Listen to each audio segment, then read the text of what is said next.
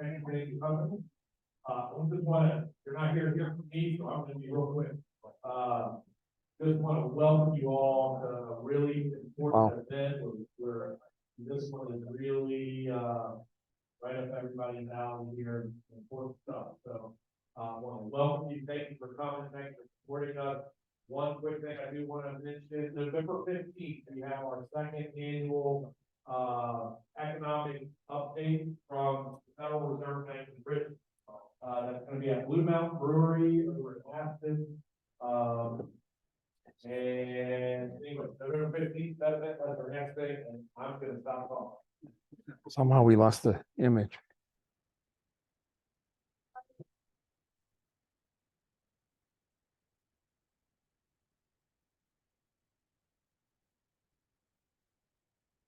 Better is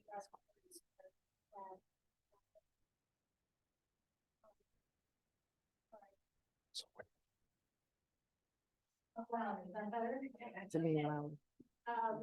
What I was trying to say is if I didn't know any better, I would believe I was dreaming because this is a record-breaking attendance for one of our education. And I just think that speaks volumes to you all, how seriously you're taking our people. And when we formed this factor, it wasn't what was our intention of serving our community and to be the reliable source of education and network of our financial professionals, and also the business partners that support our industry. And that all boils down to serving our people because we're humans and humans have needs. And this is our third meeting on an employee wellness topic.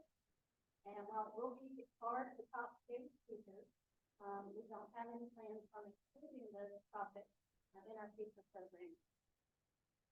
And there's some things I wanted to say about our speakers, and that's why I had to write it down to make sure I was forgetting anything. There's no judgment, but Beyer, who I'm really honored to have the pleasure and privilege to meet, and now talking with friends, he saw me a few years ago to change him a message to help rescue our high-risk assets, and that is our workforce, our people. He co-authored an article on suicide prevention with Sally Spencer Thomas. This was a single selfless act. And one single selfless act can create ripples of positive change. It can surpass our expectations and evolve into something big and powerful. By inspiring others, spreading awareness, fostering collaboration, and driving movement, an initial selfless act can create a changing action that empowers individuals to transform entire communities.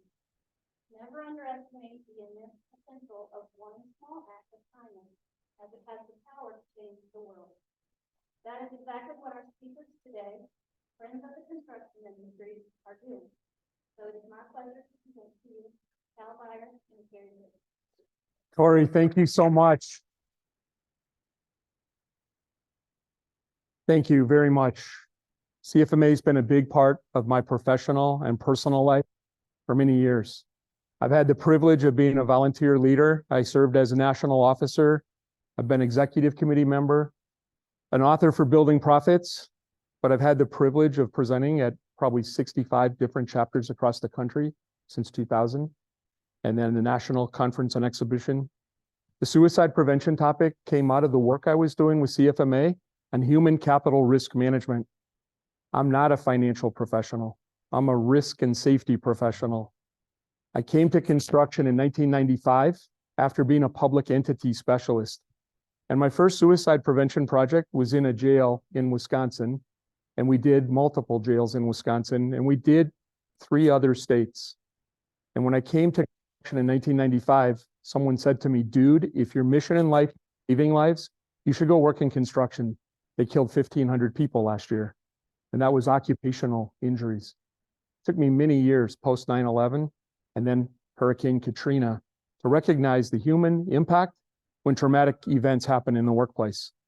And the work I was doing with CFMA on emergency preparedness, disaster response, business continuity, it kept morphing. We were talking about building caring cultures, and people kept coming back to hear more about caring cultures because I could tell they cared about people. So CFMA, I always said, you've been the brains of our industry, show people you're the heart. will you support this suicide prevention initiative?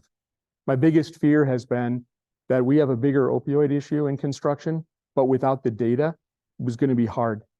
But the biggest barrier is not the data, it's the stigma around substance use disorder. It's the elephant in the room that no one talks about. And today I am privileged to have a new friend, much like Tori introduced me. I had the privilege of meeting Kerri by telephone. I was in Detroit. It must have been November or December. I think it was December 5th of 2022. And she and I decided to partner. And we did a webinar on March 1st, and her daughter Blair joined us. And it was a powerful message. I still hear from people. And so, Kerri, I just want to say thank you for joining us. You're in a new role compared to what you were doing. Why don't you give yourself just a quick introduction? Sure. Good morning, everybody. I don't think that anything happens by accident, and I don't believe in coincidence. And so for me, today is a full circle moment to have a phone call with Cal. And the thing we had in common was, this mission to change stigma in the space around substance use disorder. My background, I've been a therapist for the better part of 30 years, and I worked in every mental health space known to man. And I did not want to have anything really to do with substance use disorder. They were tough patients to treat. It just wasn't my cup of tea until it affected my family. And then when it started to affect my family, and our family our son fell into substance use disorder with the healthcare system. And it was a shoulder surgery and a bottle of Percocet. And you're going to hear more about that story today. But it put our family and put me on a trajectory that I could never have foreseen for myself. I went from being a therapist in private practice. I've worked in communities, CSBs, crisis, schools, juvenile justice, you name it. I now am the director of behavioral health and mental health in the Chesterfield County Jail. And I spend every day and all day working with men and women in a program who all have substance use disorder, which is about 90% of our jail. But this is a voluntary program, and I spend every day, all day trying to bring the very best treatment on the planet into our jail so that when they get out, they have a shot, right? Because 90% of all incarcerated people are going to become your neighbors, and we are all people. And my deal is we're all walking each other home. And so, for us, I hate the platform that I have. I would give it back in a second. I would give it back in a second, but I'm so grateful for people like Cal and Brand Newland and the people that I've met on this walk that don't have, thank God, the reason to do it that I do, but they stand in this gap with me, and it matters. And I don't know if I can ever change the healthcare system, but today my goal is really going to be able to give you a different lens to look through, because we can change it, because we can demand better. And that's what I'm going to be asking of each of you today. But thank you for having me. And Cal, you know what I think about you. You're amazing. And I feel the same way. And Taylor, we didn't plan this, but we just wanted to thank you for coming today. This is Taylor Rhodes, Kerri's husband. He was forced, but this is the first time he's ever heard me speak to active people besides our family. And so I feel like I know the whole family vicariously, and getting the opportunity to meet you, I just want to say thank you. And then I want to thank Suzanne Elms. The company she works for is called Pacira Biosciences. And that is how I met Kerri, through the work I was doing with a company called Goldfinch Health that optimizes surgical outcomes. I had been educating myself on optionals for non-opioid pain medication. I'd been a risk manager for a construction company in Washington State, and I saw a lot of employees delaying surgery. And usually after a while, they told me why they were delaying surgery, if they'd had substance use disorder or they didn't want to bring pills into their home because they had problems when their parents had surgery and they didn't want to put their kids at risk. And so I'm like, well, there's going to be alternatives. Let me just research. And Pacira was one of the first companies. But when you're a risk manager, you got to stay out of that legal lane. But it's why you surround yourself with experts and then you learn from them. And so Suzanne's company connected me to a number of their professionals who started sharing resources. And then it was where They talked to Kerri about what I was doing. And then Kerri said, hey, as a mother, I want to say thank you to these folks who are doing things to help others. And then we had that first telephone call and we were like, man, she is a force of nature. We've got to do something together. And then you said, wait till you meet my daughter, Blair. She's going to want to be part of this. And she was taking a final exam the day we did that webinar. So Kerri and I and Taylor were laughing. She wanted to be part of that webinar. So she stayed for a few minutes of the chat. Then she writes in the chat, sorry guys, I got to go. I'm taking a final. And so that's still one of those funny moments that I'm probably never going to forget in this movement. The human side of this is touching, and just lean in. You can learn so much, and Kerri's got a powerful voice. So we wanted to do a quick overview. Like the learning objectives today are going to be, we'll scratch the surface. We won't get into all the depth. We won't have the opportunity to. But when we think about it, we wanted to share this idea of lived experience stories. These are the stories that give hope, help, and recovery. If we can shine light, we can break into stigma and let people know help is available. And if people can take that first step of help, then recovery is possible. And I believe that in my heart. I've seen it with the suicide prevention movement. And what I learned with suicide is it is often the unresolved effects of this substance use that no one talks about. And so it became the biggest barrier. It became the biggest issue that needed to be tackled. So there are other opportunities, but we wanted to teach you about leading gateways to new persistent opioid use. And this is really important. What Kerri said about the medical system, you'll be surprised. Not everyone that ends with substance use disorder chose that path. Sometimes that path chose them. And the three gateways we're going to talk about will be prescription drugs for on and off the job injuries. Yes, the frequency is down, but there's still evidence of overprescribing in certain populations and patterns, and construction happens to be one of those. And I've got the data to support that. And secondly, it will be surgery is a leading gateway. So Pacira sponsored a report back in 2018 called Plan Against Pain. On average, about 9% of individuals who have surgery end up with persistent opioid use. For some procedures, it's as high as 18%. And so it's shocking when you first learn this. And the third is one that Kerri and I talk frequently about. It's called diversion. It's the taking of medications from prescriptions left over from surgery or injuries by teens, preteens, young adults, even guests in our home. And that's where that risk comes. That's why you have drug deactivation products in front of you. A company called RX Destroyer sent us 50 samples today. We wanted to give you a practical tool that you could take, safeguard your home. And the reason is if you safeguard your home, you're going to see the need to do this in the workplace because you're going to recognize no one knows what you're going to learn today. So thank you for being here. It's just so important. So enough with the objectives. You're going to learn so much. But I did want you to know when we do suicide prevention, we frequently do what's called a content warning. With suicide, 56% of those deaths occur by firearms. Historically, the medical profession used the word trigger warning. I hated that word. I felt like it was insensitive. So one of the national movements I've been doing is, can we change that word to content warning? So people are at least aware why this is so important. And when I started doing this now with substance use disorder, especially on the opioid topic, because so many people have been impacted and so few have ever spoken about it before. So I did want people to know we're going to talk about personal experience. It is a sad topic. When you hear Kerri and Taylor's strength, the courage they have to fight through that, that's what gives me hope that we can be part of this movement. We can impact our communities. We can impact our families, our workplaces. And then before we know it, that ripple effect that Tori talked about is what happens. So this idea around a content warning is something we're going to be building out more through CFMA. And I felt like it would be appropriate. On the suicide prevention, we talk to people about taking care of themselves. So if you are emotionally charged by what we talk about, take care of yourself. Step aside, get some fresh air. You got beautiful sunshine here. And then come back, join us when you can. But we want you to know, like, take care of yourself. That's the most important aspect. And then if you need help, there's resources available. We do have 988, great volunteers. We've got crisis text line. You can text help to 741-741. And we just wanted you to know that this is the new path.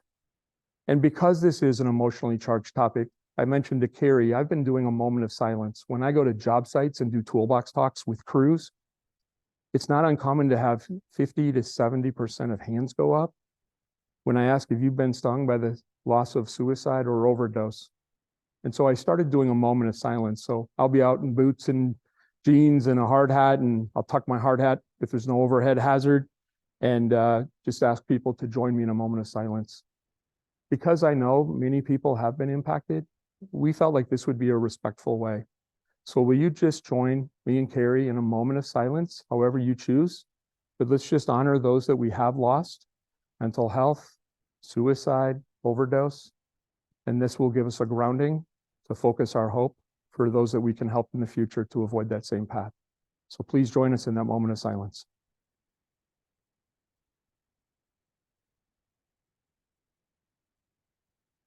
Thank you.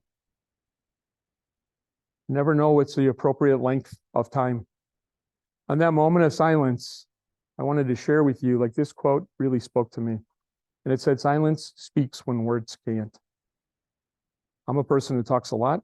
That idea of silence is probably a respite for you. I want to thank CFMA for this opportunity. I had this idea, like I did with the suicide article. If no one else is going to write this article, I'm going to research it and I'm going to write it. CFMA said yes. We called it Waging a Counterattack Against Opioids in the Workplace and at Home. And it's where I decided I can't wait for the medical community. I can't wait for the researchers. I have to be the solution here. And you see that image of that time bomb, that ticking time bomb. It's constructed out of pills, reflecting the true nature of the opioid crisis. I had two co-authors, a pharmacist with a specialty in pain management. His name is Brian Newland. Kerri already mentioned him. And then we had a gentleman named Dr. Rich Jones, who's a substance use disorder specialist for a company called U-Turn Health. This has been a powerful change.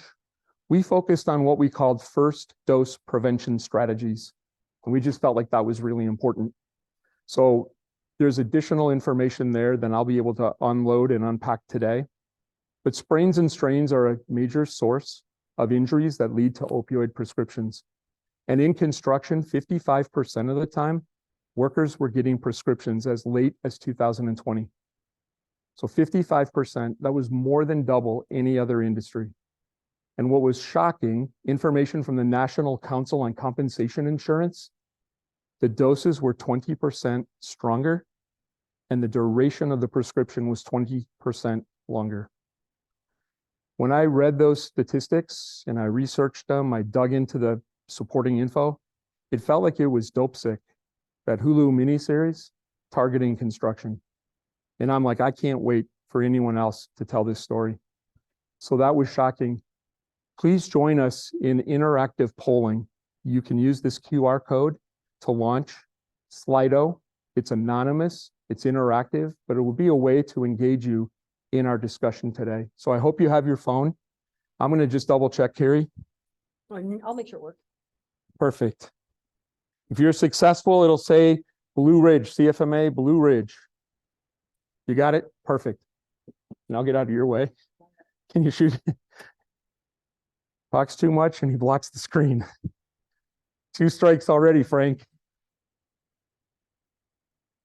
The weird thing about using Slido, it's kind of a high tech. You have to ask an old school question by show of hands, how many were able to launch the app? Perfect. So please join in. The first polling question is a word cloud. And we just wanted to ask, in 1 or 2 words, what do you think of when you hear the words opioid crisis? In 1 or 2 words. And Taylor, you're welcome to join in. You're not going to skew our results. You'll help populate the word cloud. You're not limited to 1 or 2 words. If you have 15 and you want to put them in, but I find it works well if we just use 1 or 2 words.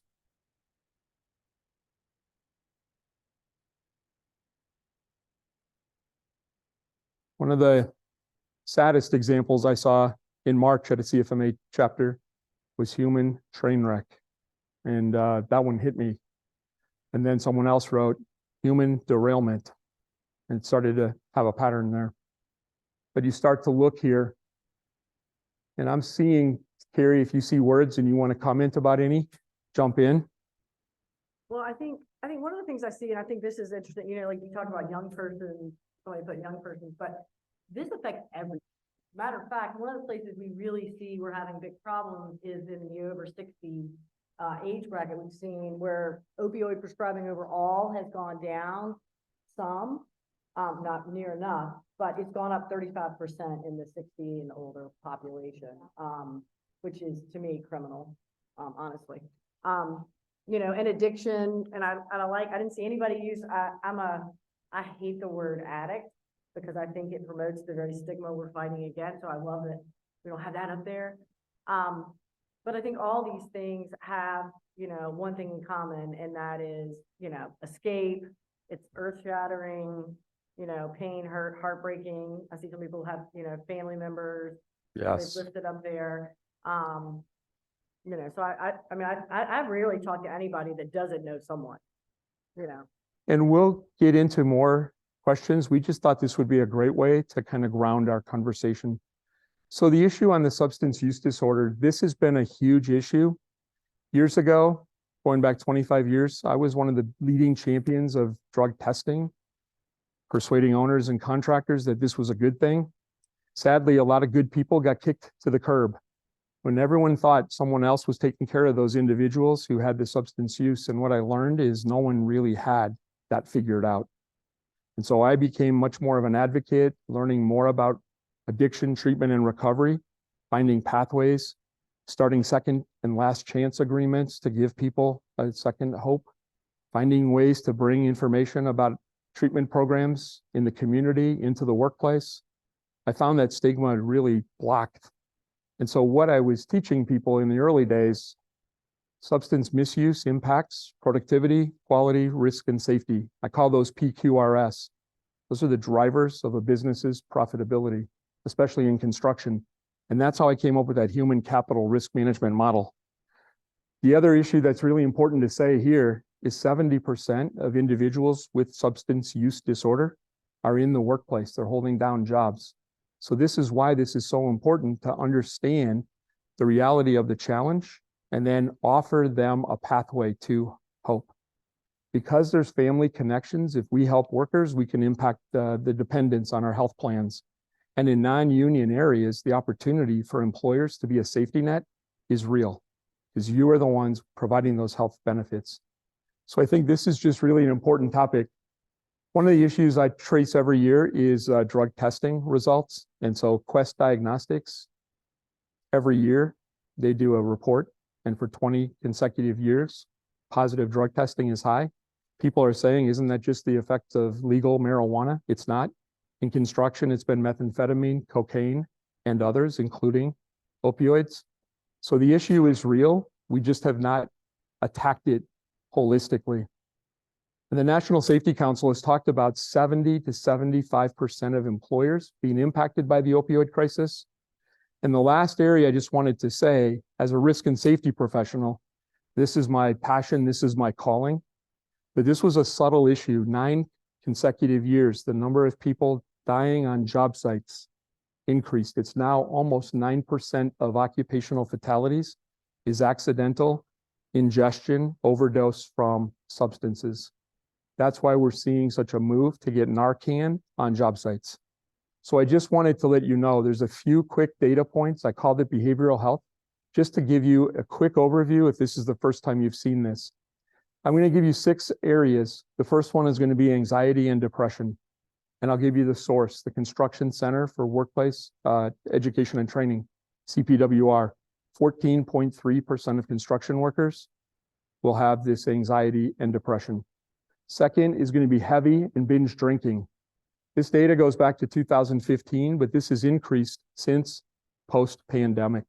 It's endemic in every industry, not just construction, but binge drinking is 3 to 4 drinks for a woman in a single setting, multiple times a month. And then for males, it's 4 or 5 drinks in a single setting, multiple times a month. The workforces that I've managed and supervised, I've talked about sometimes that's every week, So those numbers are really low. That was about 1/6 of our workforce, about 15.6%. And so this shows that there's a need for this. The next area I wanted to just quickly highlight has been the substance use disorders. The National Safety Council data has been most accurate. There's additional data. For all industries, about 8.5% of workers. In construction, it's been reported as high as 19%. So we're always one or two as an industry in each one of these leading behavioral health indicators. And a big causal factor has been the musculoskeletal injuries, those soft tissue injuries that are hard to heal. And for workers who don't necessarily have time off, they play through the pain. Those musculoskeletal injuries become a gateway to opioid use. So based on data from that CPWR, 34% of construction workers have at least one, and opioid use increases with multiple sprains and strains. So it becomes 3 to 4 times the opioid use based on multiple sprains and strains. Suicide, we know this issue all too well within CFMA. There was no data until July of 2016. The data hasn't really been well updated, but 45.3 per 100,000 workers. And the sad thing, I've been saying this since about 2017 and 18, the issue with respect to overdose, I felt like this was going to be the bombshell. On August 22nd, the CDC issued new data for the first year post-pandemic. It was 46 states and New York City. That's its own health department. There were 2 data sets given. One was occupation for 20 different industries. And the occupation was at the time of the overdose death. That's the number I used. That number was 130.1 deaths per 100,000 from overdose. And of those, based on national averages, about 70% will be opioids. And of those, about 70% will be synthetic, that fentanyl that Kerri and I are going to talk about today. The second number they gave was for the industry, the person most experienced. So it could have been a person who wasn't in construction at the time of their death, but did most of their work in construction. And that number was 163 per 100,000. And I will tell you, every number that he's giving you is underreported. Because there's so much stigma around every mental health disorder, and all these rates, and we know all this is underreported, all of it. Every time we have this conversation, she tells me, I'm going to say it's underreported. Yeah, it's underreported. But the problem is worse. And so that data is one that most people don't know, but it's why we're taking this to the streets. So we wanted to ask you, the next question is, has your organization been impacted by the opioid crisis? And I find sometimes smaller companies don't necessarily know. The bigger your employee base, the bigger the belly buttons on your health plan, the more you know the extent of this challenge. But I wanted to see what people were thinking here on this question. Yeah. And I would say too, I mean, a big piece with this, and we felt this on our own, there's so much change around substance use. It is not a choice. It is not a choice for anyone. Exposure is a choice. You have a beer, right? That's exposure. Take an opioid, that's exposure. You smoke pot, that's exposure. Now, nobody can tell you. There's not one hell. I've scoured every data I can find.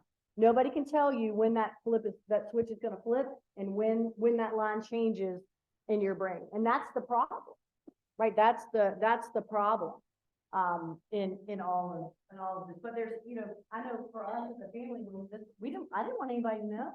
My God, I was a therapist out there helping other people's family, and mine was going down the drain. I felt like such a fraud. I thought, Lord, why would anybody come see me? I can't even help my own family, my own son. That's the one thing that really matters to me. So, I mean, I think, when I talk to people, whenever I give talks, I always have people afterwards hold my hand and whisper and say, or I lost my nephew, and it's always hush, hush and secret. And we got to stop that, y'all. We got to stop, because that's part of why people are dying. This is why this is a gift to have Kerri's voice with us today. No, love it. So here, 23% say, yes, it's been confirmed. 40% suspect, but don't know. And then only 5% said no. And then a third said, we don't know. So what I wanted to do is give you a few areas that you could focus at. Has your organization experienced any of these issues? So you should be able to vote for multiple choices here. And this might give you additional pathways to consider. Have we been impacted by opioids? So we'll give this just a moment. We'll do a couple more polls, and then we're going to hand it off to Kerri to do a deeper dive. And I would say, on this slide in particular, one of the pieces, and when Cal was talking about, lost productivity and all these kinds of things, I think a lot of times for companies, and this is healthcare and companies, everybody's looking at cost, right? What can we do the cheapest on the front end to help people? And that's everything. That's every industry, cost, right? But the back end of not being aware of the cost of opioids is really, really expensive to our country in lost productivity, in legal system, in the educational system, in injuries. I mean, people are being put at tremendous risk, and then it's costing you tons of money on the back end. And so, I always say to people, we're always looking at like, how can we cut costs on the front end? Well, we better be looking at the back end. To Kerri's point on employee benefits, people will look at top 10 drugs by spend. Opioids themselves individually are inexpensive. It never makes the top 10 by spend. You have to look at the comorbidities, those coexisting chronic health conditions that exist because of opioids. So it'll be delayed healing from surgery, delayed healing from injury, people who never come back to work. You have to look at a different path. There's no easy solution. But that's what I wanted to do here, was share with you. So 80% have seen that impact of lost productivity. I think 60% of addiction to a worker or a family member. That's huge. That's a big number, one of the biggest I've seen. Thanks for your honesty. Safety, quality, theft, property damage. Those are areas that as a risk manager, I frequently saw and suspected and knew I needed to do more. And then that delayed healing, 54%, but rarely have we had a solution that we can do. A lot of us are family first companies, family friendly. So we say, great, you're having surgery, take good care of yourself. Let us know when you're ready to come back to work. But we can educate our employees about the risks of opioids. We can educate them about alternatives to opioids. We can bring them back to work faster to avoid some of that consequence of improper pain management. And that last area, 14% have indicated a loss of an employee. And I wanted to just ask you here then, have you personally been impacted by the opioid crisis? So those first two were work-related, and now getting a little more personal. Kerri's going to share a lot, and then I'm going to share a little bit. And so even with that large number of no, thank you for being here to recognize this is a crisis in our communities and in our society. And Kerri, if you see anything here that you want to comment on, 45% no. Yeah, I mean, I think for a lot of us, if you haven't been, well, I don't want anybody to be hurt goodbye, because I know the cost of that. And it is like living a nightmare every second of the day. But, I think these are pretty in line with what we know. And, and I'm glad that 44% of you have not been impacted, and let's keep it that way. That's the goal today, right? Thank you for that. Now, the next two are a little more personal. We felt like we could understand that you would understand why this was important. As your organization lost an employee or a family member to overdose. And this is why we did the moment of silence. This is why we wanted to honor those that we have lost. Sadly, I still found this to be shocking for people. I don't do this for shock and awe. I do it for that educational and that empathy response, to have people say, wow, this is that real. I was at a class and we had this many people. So the unsure is one of the reasons I wanted to have this conversation. If you go back and do toolbox talks today about opioid risk reduction, and you do something for bereavement after an overdose, you will have people come out of the woodwork saying, hey, when this person's family member died, how come you didn't do something? I don't want people to feel guilty. You can just say we're going forward. We didn't know what we didn't know. Today is a different day. This issue is impacting our industry. We're going to provide resources to families. We're sorry we didn't know, but I just don't want anyone to get blindsided. The number here today, that yes, is a little bit lower than I was expecting. I probably usually see around 30. If it's larger urban areas, I've seen that number be as high as 60%. So I'm happy to see. I think Virginia does have some positive things with legislation restricting opioids, but I know the system's still not functioning as well. But now I wanted to ask, have you personally lost a family member, a friend, a classmate, an acquaintance, a neighbor to overdose? And one thing that I typically see happen will be pretty obvious.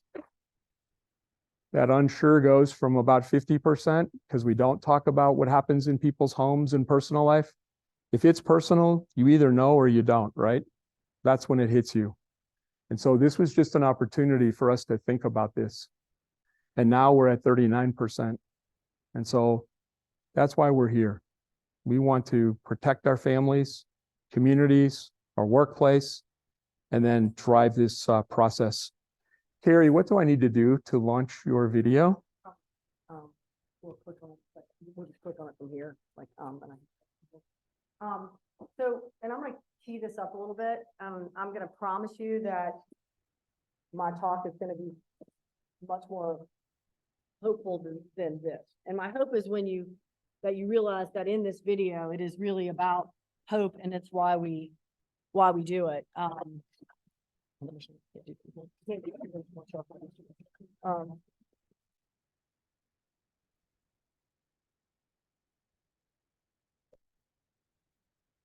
Perfect. So you guys heard me say that we lost our son Taylor 4 years ago to an overdose. He fell into substance use with a prescription to manage pain. And the biggest regret of my life will always be that as his mom, I did not know the risk I was putting his opioid naive brain in. Nobody assessed risk factors for him. Nobody talked to our family. Nobody even said to me. What I was told was, make sure you give this to him. He's going to be in a tremendous amount of pain, and get ahead of that pain. Give it to him before he needs it. And one of the thoughts that comes back to me as his mom is, now that I don't have him, nobody's getting ahead of mine. And, you know, I have spent the last 4 years, and our family has spent the last 4 years trying to figure this out. After we lost Taylor, my husband and I, you know, it was very traumatic in the healthcare system, navigating good care in the healthcare system, in the mental health care system. And we didn't have time. I didn't have time to be like, good Lord, this is the most incompetent care I've ever seen in my life. I was just like, next. I had one goal: save my son, period. And obviously it didn't work out the way I wanted, but I learned an awful lot. And we decided as a family that we'd be very transparent about it, that we would not hide anything, and that we would use the lessons that we learned and the missteps that we made, because there were a lot of missteps. If, you know, I don't know if any of you are golfers, but if I only had a mulligan, man, I'd play about 15 of them. But I really believe that if we had had an alternative to that opioid prescription, that I would not be standing here. I would not be standing here. So this was done for our family by Weill Cornell Hospital. It's about 6 months after we lost Taylor. So it's a pretty raw video. But I promise it gets a little more hopeful. So.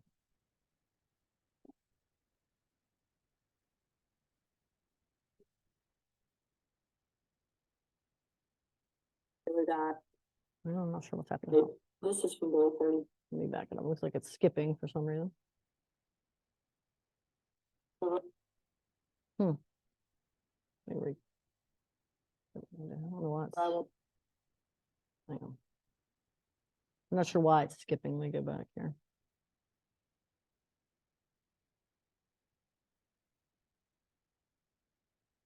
Let's try again. We have to hold him there. Every day since Taylor died, I started to write. This is for David. I don't think anybody can hear that. Can y'all hear that? Y'all cannot hear that. That is so, this microphone's not very loud. Can we turn the mic up? Because you were. Were you able to turn the microphone up? You and I will end this story I don't know why it's. together, just like we did for 20 years and 12 days. Love, Mom.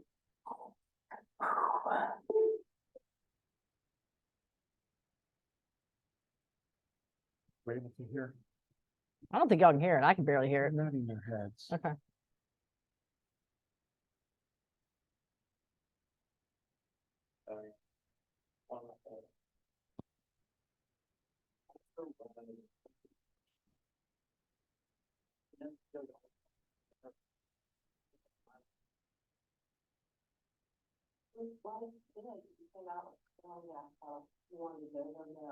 Yes, girl. To kind of achieve his goal.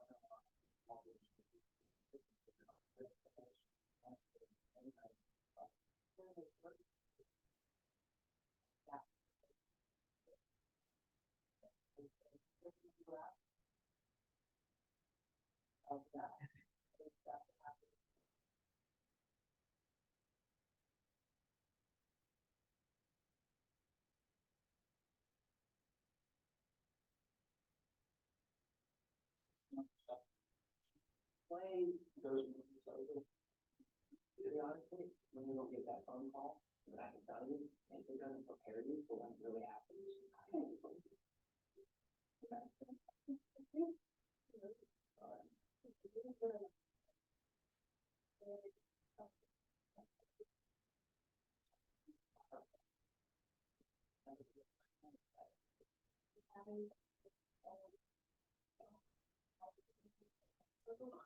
You know?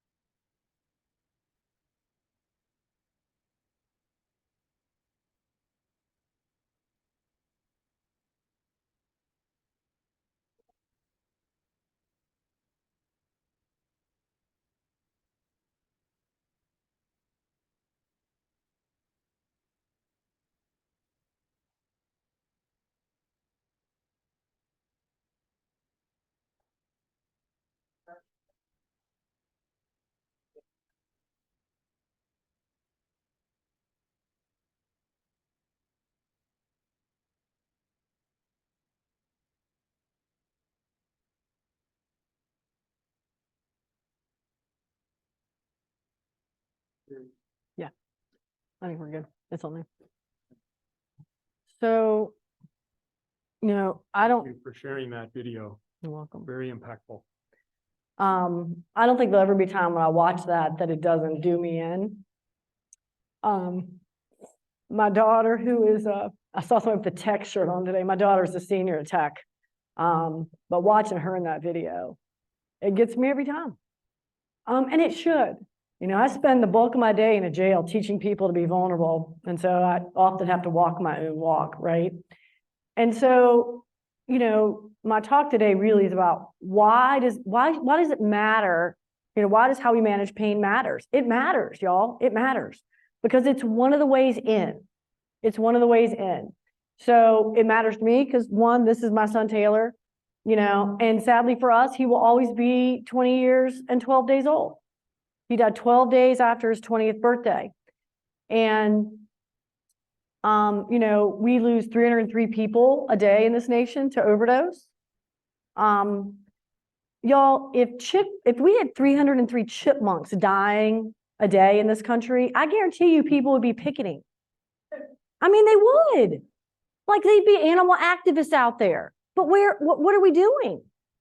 I get irritated about this, but I mean, we're losing 303 people, and the stigma, what people say is, well, they chose this. Nobody chooses this. And we're going to talk about why and what happens in your brain and why it's a medical disease, right? And like anything else, right? If you had cancer, we would be compassionate. And if you relapsed, we wouldn't be like, damn you, came back. We wouldn't. But if it's addiction, it's totally different, and I didn't understand it. I did not understand it. I was very educated, but I did not understand it like I do now. 1 in 15 people that are prescribed an opioid go on to long-term use or abuse. So when I throw a stat up there, I'm not a big stat person because I see every one of those things as me. They're my son. They're your son. They're your daughter. They're your brother. These are people, y'all. These are people. And 1 in 15 go on to long-term use or abuse.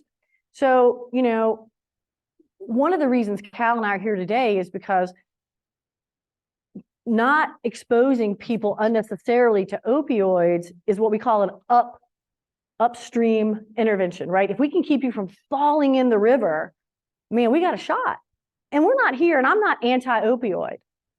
One of my very best friends in the world passed away last Friday after suffering a chronic illness for 35 years. And one of the last things he said to me on one of our phone calls was, well, they gave me opioids, but they said not to worry about it. He had about a week to live, right? But he knew I was so like, don't take an opioid if you don't have to.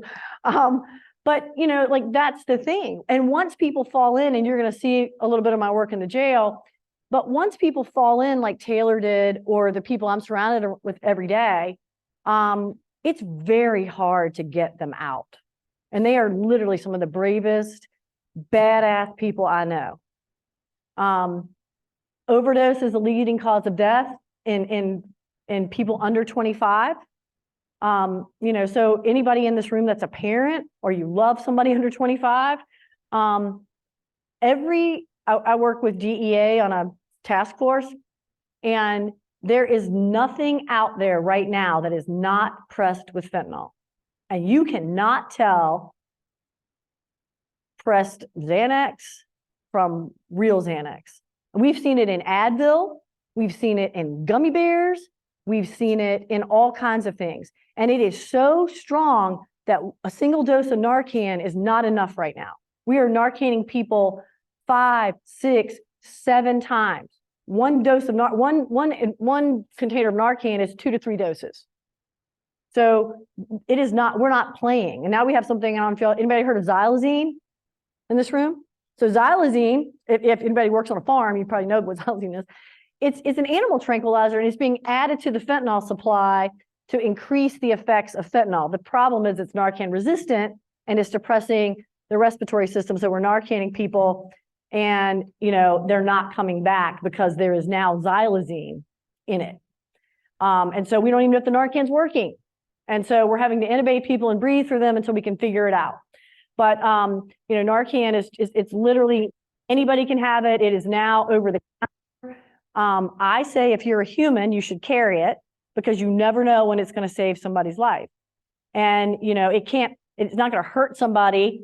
You know, and there's trainings offered virtually all the time, 30 minutes. They prepare you, show you what the signs of overdose are, and you can administer the Narcan as you call 911 because every second counts. Every second counts. I did not have Narcan in my household. I tell everybody to have Narcan in their household. Everybody. Co-dispensed. Right. It should with every prescription, but even just with kids. I mean, you know, you have a kid sleeping over at your house of your son, your daughter, and you know, they go out, they get pills, they're going to do whatever, and they take one. 5 minutes, y'all, you're dead. You're dead. We have people in our jail every day and they're coming off fentanyl. I have never, ever seen anything so gruesome, honestly. 4 to 5 new heroin users started out misusing opioids and pain relievers. We don't have many heroin users right now. They're all fentanyl users, by the way. There's very little heroin out there anymore because fentanyl is cheaper to make and they can smuggle it in a Skittle box and we can't find it. So, you know, heroin was a much bigger ordeal. 53% of all people who are using pain relievers for non-medical reasons obtain them from a friend or a relative. So that's that diversion that we were talking about. So a lot of people are like, well, I'll take it and I'll fill it and I'll hold on to it just in case. Well, that just in case is super dangerous. And it's putting your family, you're putting everyone in your family at risk when you do that. And 90% of all surgical pain is still managed with opioids. So I think this is insane. Knowing what we know, we're in an opioid epidemic. We lost almost 109,000 people within the last year. And we're throwing everything we can think to throw at it, and the numbers are just going up. So to me, healthcare ought to be doing a whole lot better. Like, I think doctors are the most educated people on the planet. And so I started asking questions. Why in the world are they not doing better? And I still don't really know the answer to that question, but I think it's hard people do what they know, number one, and they all marinated in a culture where they were educated that this was not risky. I think unless you've been under a rock in the last 10 years, you know it is. But the bad thing is the payer system in our country, and we just passed something called the No Pain Act, but it incentivizes cheaper medications like opioids over a non-opioid. And you'll see why that non-opioid is so important in just a minute. But healthcare should not be how we fall in. And I want you guys to be educated consumers. Doctors are not sitting down and saying, let's talk about risk factors for addiction in your family. Talk to me about your mental health. Talk to me about your family history. They're not doing that, y'all. They didn't do, my kids were the most injury-prone athletes on the planet. We single-handedly funded our orthopedic practices, cars, vacations, and extra things in our area. I mean, we used to say they have a Rhodes family thing up on the wall there because we had so many injuries. But healthcare shouldn't be how we fall in. I mean, I don't think we're ever going to keep people from falling in, but healthcare should not be, you know, how we do it. Do no harm should win the day.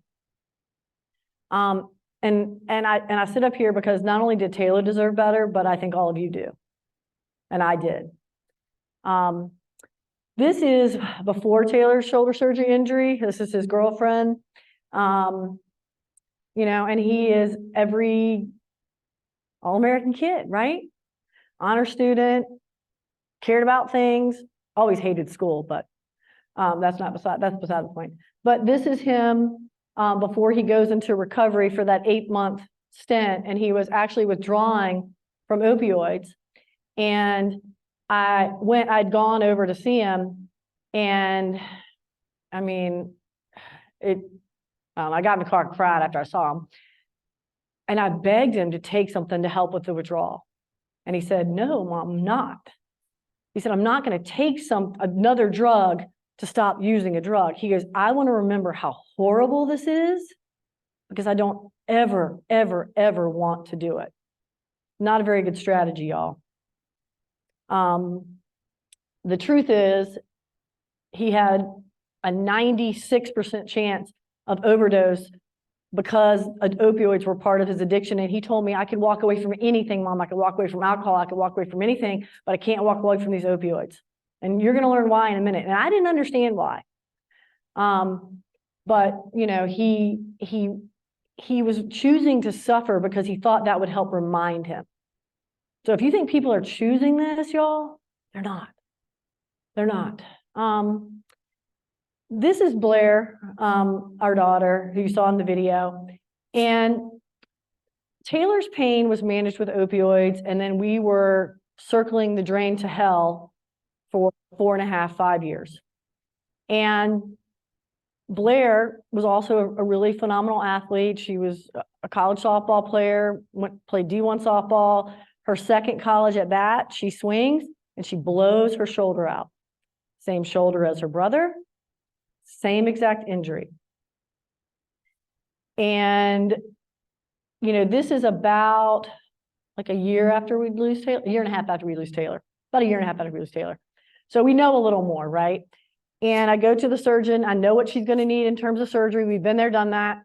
And they say, well, and here's how we're going to manage her pain. And I said, oh, no, we're not. Oh, no, we're not. And they argued with me. And they didn't know who they had in the room, but they argued with me.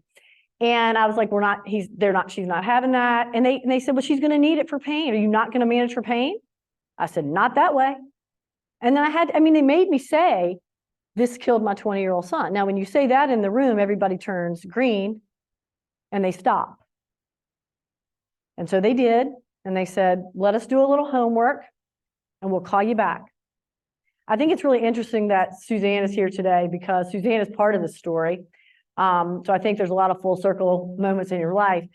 So I get a call 3 or 4 days later and they say, well, there's this medication called Exparel and we're going to try giving this to Blair. And what will happen is it'll be injected by the anesthesiologist and it'll help extend the life of the pain block that she's going to get. She won't have any opioids and it'll last for 3 or 4 days, probably, no pain. And I'm like, that sounds great because that's really where you need that pain management. So Blair has the surgery, we use the Exparel, and she literally has no pain. And I keep thinking she's going to have pain, and at day 6, we still have no pain. And the Exparel wears off, and we manage with over-the-counter acetaminophen, right? And so I'm thinking to myself, why is this not offered to every single human on the planet who needs surgery? And we go back for her post-op visit. She's doing great. And I say to the surgeon and his PA, explain to me why this is not offered to every single person in the country. Anybody have a guess on what they say to me? It's one word. Cost. Yeah, cost. Cost. And I say, well, you look at me and you tell me the cost for losing your 20-year-old. And I went home and I was so traumatized by what happened. I ranted on a Facebook page we have in our son's memory. And I ranted about what had happened to us. And I guess because I used the word Exparel, it tagged for Sarah. And I asked the surgeon, how much did this medicine cost? Like, I'm thinking thousands, like it must be so prohibitive that they just can't offer it to regular people. The dose that Blair got cost about $175. Yeah. And a dose for someone bigger, like somebody Cal size or my husband's size, would be about $300. Well, maybe not Taylor size, Cal size. He's still 175. Yeah, he wants a 175. But I'm thinking to myself, all right, well, wait a minute, what's the deal here? Why was that not offered to us? And then I learned one of the healthcare's dirty little secrets, which is bundled care and how we do things. And the bottom line is that $175 had to come out of the doctor's pocket of money.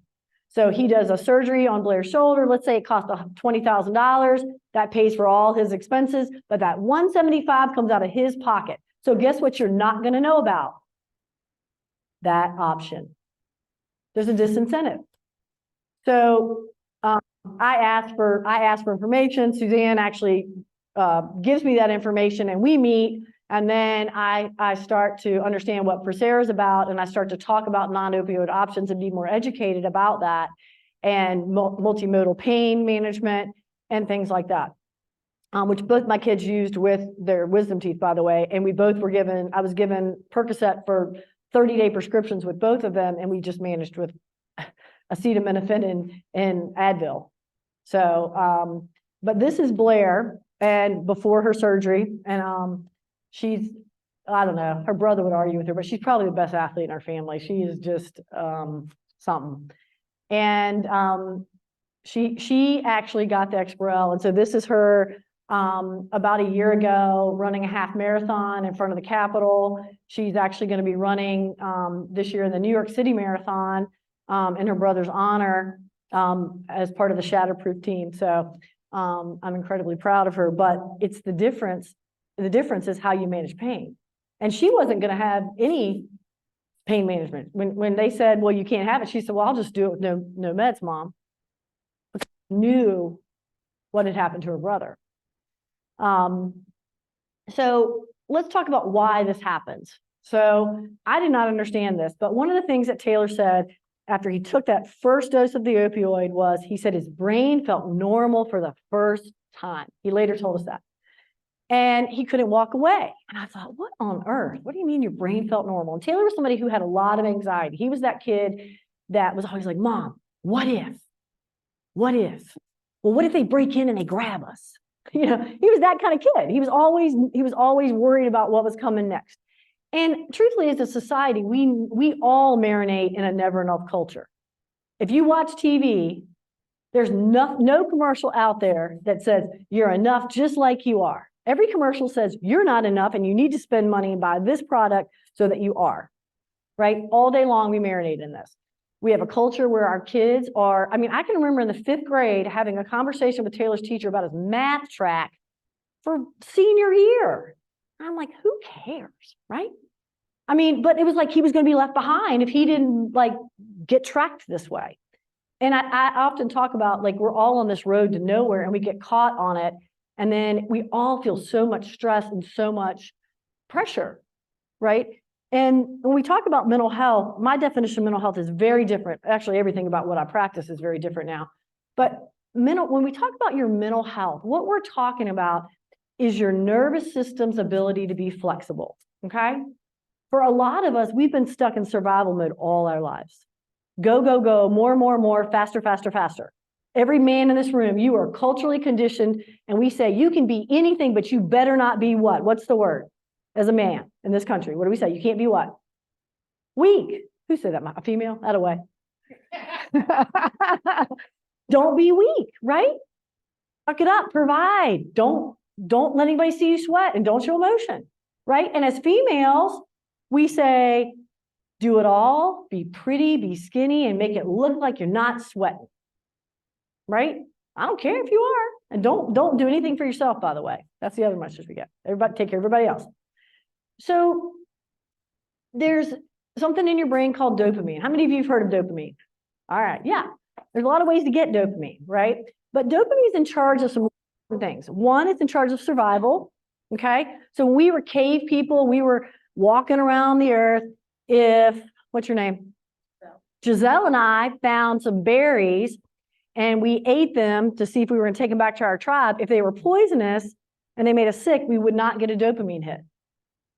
But if they were really good, our brain would get a dopamine hit, and that would help us remember where they were, and we'd be really motivated to go back and get them again, right? Because that is survival. So dopamine is in charge of survival. So your brain is always going to want to survive, okay? Pleasure, that's most of us associate dopamine with pleasure, right? It's that pleasure chemical in the brain.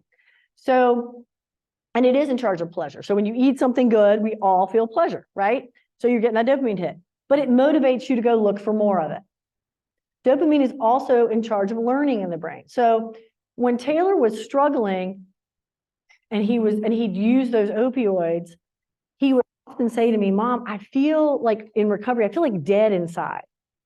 Well, what I didn't understand is that we had moved the bar for survival, pleasure, motivation, and learning in his brain. He was brilliant. He's like, Mom, school is so freaking hard. I don't know what happened, but what happens is that drugs hijack the brain's dopamine system, and then we stop caring about normal things. And we're going to talk about why that happens. So in the normal brain, the dopamine range is about 40 to 100, right? How many of you have had days where you're like, I cannot get up, I cannot function today, I'm taking a day off, I can't do it, right? That's about 40 nanograms of dopamine. You're not motivated to get up and go do anything, you got nothing left in the tank, okay? But everybody here has at least 50 because y'all all got here, okay? So the difference in getting up and going on with your day and being motivated to do those things you want to do, and maybe don't really, maybe you don't want to do them, but you got to do them. You get up and do them anyway, right? It's 10 nanograms of dopamine. So a little dopamine goes a long way, right? Okay, yeah. So 40, you can't get out of bed. 50, you're motivated for your day. 90 is your favorite food, and this is tamped down for high school, but it's sex. Okay? So your favorite food or sex is in the 90s, okay? And then your best moment ever is 100. So what would you say one of your best moments ever? Best natural high of your life? Just make it up. When I got married. When you got married. Perfect. That's a great answer. Right. I would say when I held my kids. That for me. But we all have those moments. But your natural brain can only do 100 nanograms on its very best day. Okay? So when your brain is functioning in what I call normal brain, this is what's happening. Work happens in here, family, kids, just your daily responsibilities are in this window, right, of normal brain. Well, what happens when we expose the brain to more dopamine than what we can do normally, because all we can do normally is 100, okay? When you start getting outside of that, you're in deep trouble. When I teach this with high school kids, we use Doritos and we call them Doperitos. But I didn't bring those for y'all. But when your brain can't compete with anything above 100. So when we talk about vaping and smoking, and vaping is actually higher than 300 nanograms because the nicotine content in a vape far outweighs a cigarette. But you're doing 3 times what your normal brain can do, okay? Which if you give most people the choice to smoke or eat, what are they going to pick? They're going to smoke because higher dopamine, more pleasure, right? My smokers in here know this, right? And the tobacco companies count on it. They count on it. They know what they're doing. Alcohol and marijuana, 450 to 500 nanograms. So when you drink alcohol, you're moving that bar 5 times more than your normal brain can do, right? And marijuana is not legal, y'all, because it's safe. It's legal because we make money off of it. Period. If this country can monetize it and make money, they're going to make it sound attractive. But you are moving the bar. And in a developing brain, in a young person, it's very dangerous. And it is, we don't call it a gateway for nothing. In the jail, I travel with inmates and we speak at schools because you have lived experience, mine with Taylor and theirs with their own lives. But we have a whole segment that we videoed, which is called, it's just not just pot and alcohol, because almost all of them started that way, or pain medicine out of a cabinet. So, and then when you use things like heroin, oxycodone, and Percocet, you're talking about 900 nanograms of dopamine. That's 9 times what your normal brain can do. So what happened to Taylor was we moved the bar in his brain 9 times farther than what was normal. And then guess what your brain does? It says, man, a lot of freaking dopamine in here, so I'm going to stop producing it. So now your brain's not going to give you any. Unless you have what? The drug. It's going to chase that amount. And then what happens is the brain says, oh yeah, that's amount fine, but now I want more. So then you got to take more of it and more of it. But without it, the brain is dopamine deprived and people feel horrible. They have a hard time being motivated. They have a hard time learning. They have a hard time doing the things that you need to do. And Taylor would often say, and say to us, I want to do it. I want to do that, but I'm not motivated. What is wrong with me? And he felt like something was wrong with him. There's nothing wrong with him. If I could have explained to him what happened in his brain with dopamine, he'd have been like, well, crap. Right? It's different for everybody, but we know with heroin and meth, which are the two probably most addictive drugs on the planet, up to 2 years. But there are natural things we can all do to raise dopamine, right? So we really work hard to have the body start producing normal dopamine, but we need to get people back in that window, and the brain will repair itself, but you can't keep putting more drugs in there. So that's the hard thing, because the brain is calling that drug. So, and let me give you an example of how loudly the brain will call. So if you did not have water for 3 days, how thirsty do you guys think you'd be? 3 days now, no water. You'd be freaking thirsty. If Cal brought a bottle of water in here, I don't think any of us would be nice about who got it. Like, really, we'd be pretty motivated to go get it, right? That's 3 days. If I put you in a functional MRI machine and I scanned your brain and I showed you a bottle of water, your brain would light up the size of a baseball. That would be the craving size of wanting that water. If I took food away from you for 5 days, you'd be pretty hungry, right? Yeah. And if I put you in that functional MRI machine after 5 days of no food, and I said, you know, here's pizza, and you got to see that picture of pizza, and we scanned your brain, that craving would be the size of a basketball in your brain. That's how big it would light up, right? That's how strong it would be. Now, if I took a drug of choice for somebody with a substance use disorder, and they're 30 days clean, and I put them in that same functional MRI machine, and I show them their drug of choice, and this is 30 days after not having any drugs in their system, the craving lights up the size of a professional baseball stadium. That's how big the craving is. So when we think about, you know, why people can't quit, it has nothing to do with willpower. It really doesn't. If willpower were enough, we wouldn't have all these people struggling. They'd just be in groups wanting to quit together. Right? That's not enough. You know, and then if you have somebody who's using meth or fentanyl, you're talking 11 to 1200 nanograms, and every bit of meth we're getting off the street has fentanyl in it. I'm in the jail. We test everything that comes in. They try to smuggle stuff in on the daily. It all has fentanyl in it. So, you know, my definition of addiction is literally when the brain's reward system is hijacked and natural reward now isn't enough. And my definition of addiction is really broader than just a substance use, but we're talking really right here about exposure to an opioid, which again, 9 times harder than what you can do, but it's anything that gives you relief in the short term, long-term, and produces craving, long-term consequences in the long term with the inability to give it up. So this might be video games.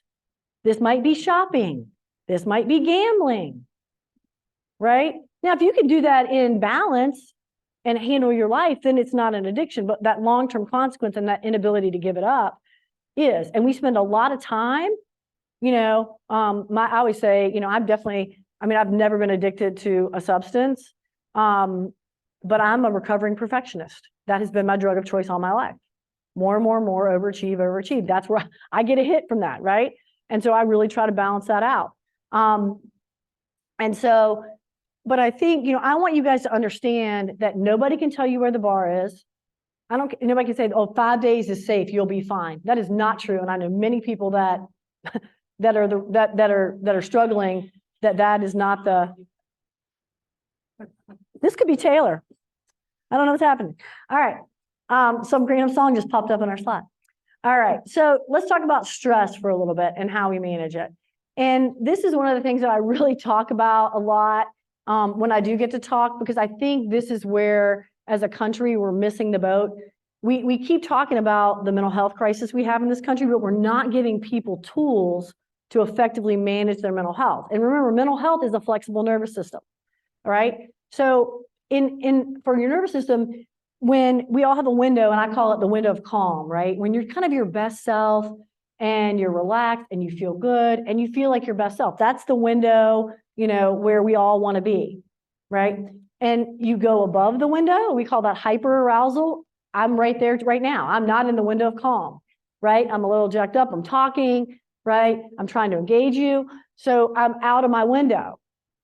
But being out of the window can look a lot of ways. It can be like rage, it can be fights, it can be screaming, yelling, but that hyper arousal. And then if you go below the window, we have something called hypoarousal, where it's really where depression lives, but it's that I quit, suicide happens below the window. People are like, I can't do it, right? I can't do it. And so we have to teach people to know when they're out of the window, and then have tools for how to, how do I get back in there? So if you want to sleep, if you sleep in hyper arousal, you wake up tired every day. How many people wake up tired every day? I did for the better part. I literally, and my husband can tell you this, and I've never been a morning person until I started really changing how I practiced and using different tools that actually regulated my nervous system. I actually do energy therapy in the Chesterfield County Jail, and we tap on acupressure points all day long, and I use it to help unwire trauma, but we also use it as just good emotional first aid. But once I started doing that, I totally changed. I'm a morning person. I typically am up a lot of times before him. But they all had to be like ninjas for the better part of my life, because if I was asleep, freaking nobody better wake her up, right? So how we manage stress really does matter. And 90% of all doctor's visits can be directly related back to stress, right? You have two chemicals in your body when stress is driving, and that's cortisol and adrenaline. Cortisol, they're not bad if you know how to turn them off, but they're meant to mobilize us. And then when the threat or danger is over, or like the speech is over, you know how to come down and turn the switch off. But what happens for most of us is we live in a world where we go 1,000 miles an hour. Nobody tells us to turn it off. And that cortisol and adrenaline run. And you only have so much of it. And when adrenaline runs out, we have adrenal fatigue. And that's when if you're waking up tired every day, that's what you're in. That's what I was in for the better part of 30 years. I always thought there was more I need to be doing at all times. But I want you guys to start to be really aware of this. Today's talk is not about how you manage stress and the tools, but I just want you to know that there are really good tools. When I first saw this picture, I really thought this was a brain on drugs. This is a brain on stress. I want you to know, if you have stress, you're at more risk if you take an opioid, period. And that was for Taylor. The way we manage stress matters, because it puts you more at risk for addiction, for any drug, but particularly an opioid. I told you guys I work in the heart program in the Chesterfield County Jail. These are some of the men that I have the honor of working with. This is actually I told Cal, this is my day one picture in the jail. I've been there for the better part of, I started volunteering there. The sheriff, who's this amazing person who, you talk about an out of the box thinker, but he believes that everybody deserves good, compassionate care. And he emailed me one day, because we were on a panel, and said, hey, why don't you come to the jail and see what I'm doing? So, I'm thinking, okay, I'm just going to meet a couple inmates and see what they're doing. And I walk in there, and he's like, hey, everybody, this is Kerri, and she's going to tell you her story. And I'm like, I'm going to what? And this is how they look. I'm thinking, do I put my purse down? What's going to happen? I'm hearing all these doors close. And I basically sobbed and told our story for 40 minutes, and they all sobbed with me. And then we were done. Every single inmate in that facility, men or women, all stood up, shook my hand, hugged me, and basically knew. These were people who also sat in the same dark place I was. And so about 3 days after that, I emailed the sheriff and said, hey, I want to volunteer my clinical skills in your jail. And he's like, all right. So I started going 6, 7 hours a week after my full-time job. And I said, so look, I want to do this crazy thing. It's an energy therapy called tapping. And he's like, well, does it work? I'm like, yes, sir. And he said, well, do it. So this is us presenting in a school. These are my guys. These are my staff. But they're hearing some of the similar parts of things that you guys are hearing today. And this guy right here, Alan fell in with oral surgery at 12. And then after they kept him on opioids for 90 days, he went into withdrawal, and he did not know what was happening to him, because he was literally 12 years old, and his grandfather had back surgery. So guess what he went and found? And he has been incarcerated for the last 15 years of his life. He is one of the most brilliant guys I've ever met. And that's so many stories. This is they're not, this is them tapping. We tap on energy points. and we're actually on a call with somebody in Sweden.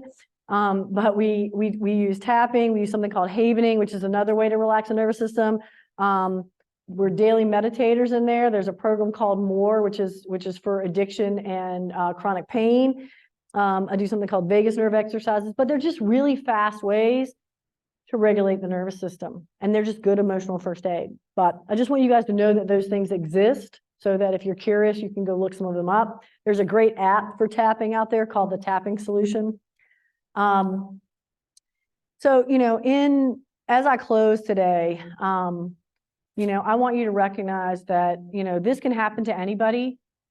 I knock the scab off when I do these talks because it matters to me. I don't want it to happen to anybody here. We tell our story because we don't want anybody to do what we're doing. Taylor, I told Cal, he said, I appreciate you doing this. And I said, well, for me, it's selfish sometimes, because I know Taylor used to say to me when he was in recovery, he said, Mom, when we get on the other side of this, I'm going to talk to the young people and you talk to the adults, because those young people aren't going to listen to you. I just didn't realize what on the other side of it meant for him. He is on the other side of it. And I have no doubt he's here today. I mean, random music playing, I don't know. That's the kind of stuff that happens to us, right? But he is with me up here, and it is an honor for me to be able to put his light back in the world. And I hope that you tell his story, and I hope that you say his name, because that matters to us as a family. And, I want to thank my husband, who has been by my side in all of this.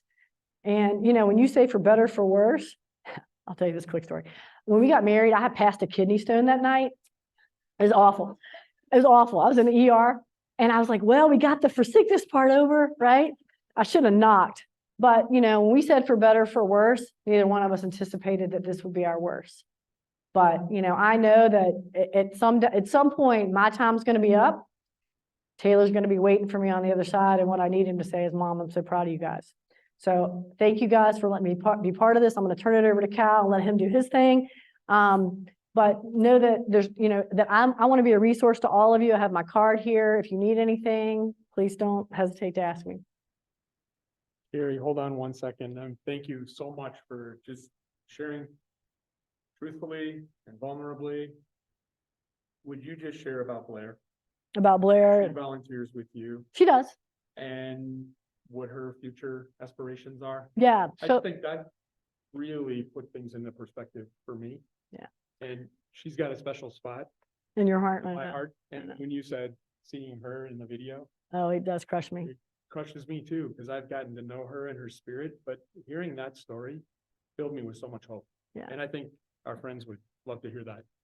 So Blair, like I told you, she's a senior at Virginia Tech. And she's never made a B in her life. And like, that's that part of that, got to do more crap that we marinated our kids in. But she is a senior at Tech. She's pre-dental, and she's in the middle of dental school interviews. And one of her platforms has been non-opioid stuff. And so her plan is to go out and hopefully get into dental school for next year and be able to, change the way we handle pain in the dental field.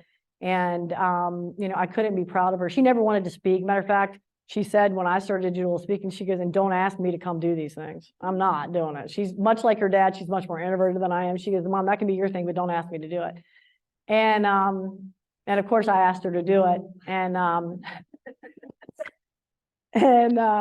And when she speaks, like every time I've spoken with her, like she just blows everybody. She's a much better speaker than I am. But I'm so proud of her because she's found her voice in this. And, she's one of the most resilient kids I've ever known, but her bar for what matters is very different. And I wish she didn't have to learn that way. But I love that she's kind of found her own platform. Like I said, she's running in the New York Marathon as part of the Shatterproof team and raising money for stigma and addiction. And I couldn't be prouder of who she is. And I love when I get a chance to speak with her. And really, they should just have her and not me. She's a really good speaker. But we wanted her to join us today. But class, she's one of those. I got a good class. Not everyone will know this, but sometimes that drug use has led to dental challenges. So Absolutely. especially methamphetamine. Oh, yeah, yeah. Very, very harsh. And so if you don't mind sharing. Oh, that, yeah, but yeah, yeah, I yeah, don't yeah. want to steal Blair's story. No, yeah, this is, I yeah. just want to honor her. Yeah, so one of the things Blair said in the webinar, and you guys can go back and watch the webinar and just click to Blair's part. It's the better part of the webinar. But she was talking about when we go into jail, I had no idea that methamphetamine use like wrecks your teeth. They fall out. Like it stops all the circulation in your mouth and their teeth literally fall out or they're rotten. And Blair went in there, Blair goes in there with me and she came in, she needed hours for dental school that weren't related to dentistry. So she said, Mom, can I come volunteer with you in the jail? And I said, sure. And so I took her to group with me in the jail. And I said, look, nobody rides for free when I'm doing group or treating people. So she would have to participate with the inmates and in the groups. And the craziest thing that happened was, and I didn't foresee it, and she didn't foresee it, but she left that first day and she said, Mom, I thought I was going there for my dental school application. I realized that's not at all what this is about. And she said, you know, every time I leave that jail, they give me a little piece of my brother back. So there's not a time that she doesn't, if she's home, she's like, Mom, can I come to the jail? And she comes and she just needs to sit in there with them. Because there's something about being with people that know great suffering. She's like, I feel more at home in that jail than I do in any other space that I inhabit. And so she says, you know, she says to them, as soon as I get to dental school, I'm going to work on a mobile dental clinic to come out here and fix all this stuff. So I hope she does, right? I hope she does. But that's the way she thinks. And I'm, you know, but she's always looking at, and they have dental pain. They're like, when's Blair getting out of dental school? I'm like, she's not in yet, guys. I'll grab the other mic. Oh, yeah, I'm going to give it to Also, yeah, I'm going to for give it the to recording, those folks that are going to be joining us, you hit the part I really wanted you to hit. So thank you for that. And I think what's really powerful is just this humble servant leadership. The model is just such a beautiful gift. And Blair, during that webinar, Kerri was the force of nature. So when we met her, we knew what we were getting. And Blair was really quiet, almost demure, very, okay, I'm going to figure this out. And you could tell every prep we did, she was geared up. And then game time, I could see that competitive spirit in her. She nailed it. And all the co-presenters, all the back room support was like, wow. Yeah, she dropped the mic and left. It was like a mic drop. And then she left and went and took the exam. And just felt like you would be able to experience her spirit. With Taylor being here and of course with Kerri, just what a gift. There's a couple of things that are really important. We knew we could have taken 5 hours and it wouldn't have been enough. And we just are grateful for the time that we have. There's a few things that we want to do. I also want to save time for questions because I'm sure people would love to ask Kerri questions. We did say to Suzanne, I think this is so important for people to know. I want her to have time as well to just talk about the alternatives to opioid pain medication for dental, surgery, medical procedures. It's so critical. We do have additional content, but some of the things that I learned, this company called Goldfinch Health, for me, I was like, we need to prevent the first dose. So one thing I didn't say in my introduction today, I had my first knee operation at 11 and then 13. And then I had my third when I was between 14 and 15. And I was prescribed heavy doses of opioids. And my mother had had a bad back and neck injury. That was from a traumatic experience she had. Opioid pills were rampant in our house. And used to say to my parents, like, we have enough here to take down a herd of elephants. Like, just that felt normal. And I was a basketball player and a football player. And on game day, when I wasn't returning punts on Friday nights and shooting hoops, I started taking extra pain medication that high school period. And it was about 18 months to 2 years. I don't think I have the genetic predisposition. I could do it on game days. And people would say to me, like, man, you take this so hard. Like, you want to be so part of that team. I'd still go to warm-ups and be part of the pep club, but it wasn't the same. No one ever asked me. I was able to disguise it. I still stayed a good student. I still stayed active in community groups. But when I got to the other side, I had dark thoughts. I felt like the fraud. I felt like I wasn't my genuine self. I knew I was leaning on something that I wasn't proud of. I was escaping. I went to work in healthcare at age 16. I took specimens to a lab, and I felt like I was saving lives. It gave me this purpose, and I never looked back. I didn't have the horrible withdrawal. I had headaches. I had some tiredness. I had days where I was grouchy. You use that word rage. Don't ask me why I was a teenager. I started throwing potato bombs. So I'd go into the pantry and grab a potato, and I would just let out the most guttural scream. Ah, throw this potato. See if I could get it across the house behind. Only once did I miss. Neighbors like, what's this thing in the potatoes? It's a long story. I'll clean up. Sorry about that. Never really knew how to talk about it. I remember telling a nurse in the emergency room, she said, you have such compassion. You are always able to help people. It's like you have this natural empathy. And I did. And I realized I was lucky. I dodged a bullet. I didn't have to worry about fentanyl. I didn't have to worry about OxyContin. I didn't have to worry about Vicodin. Mine were Percocet and Darvocet, and then some Tylenol 3.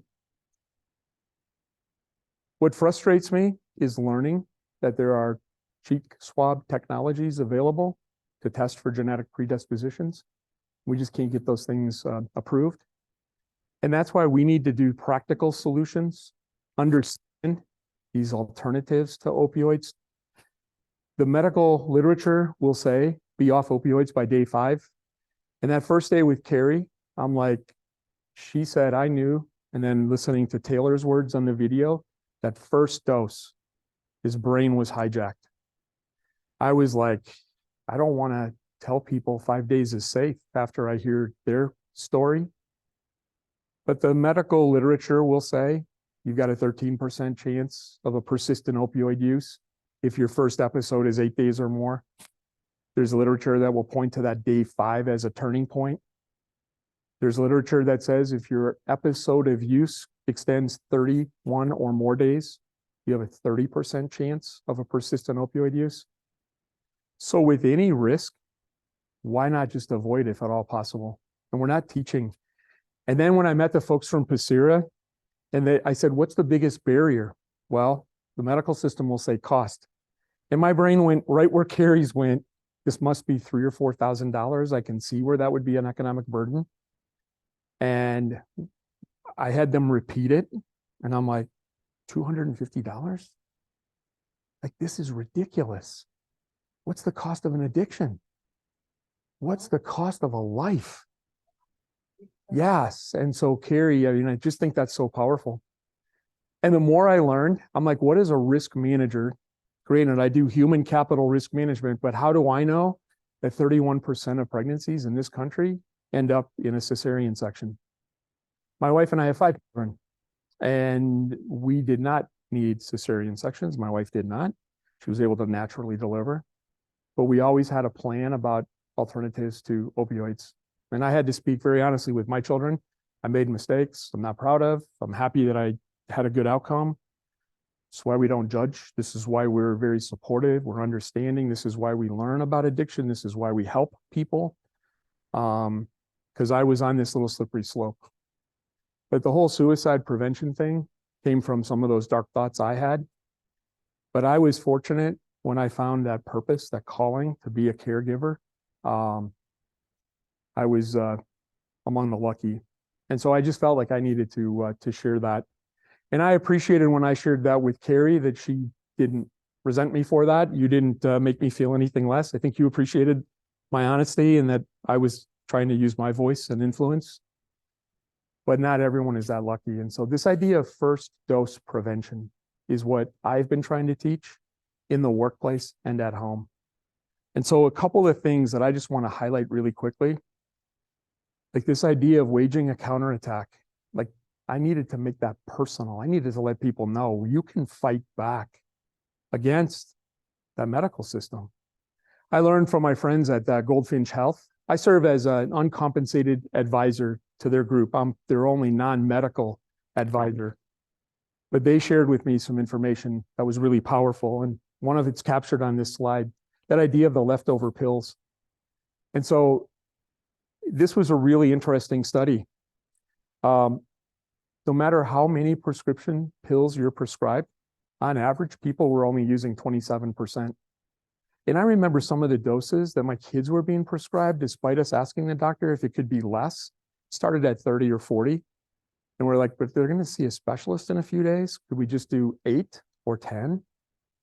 And this idea of only using 27%, that stuck with me. When we found that in the medical literature, we're like, then start with a smaller dose. Talk about medical disincentives.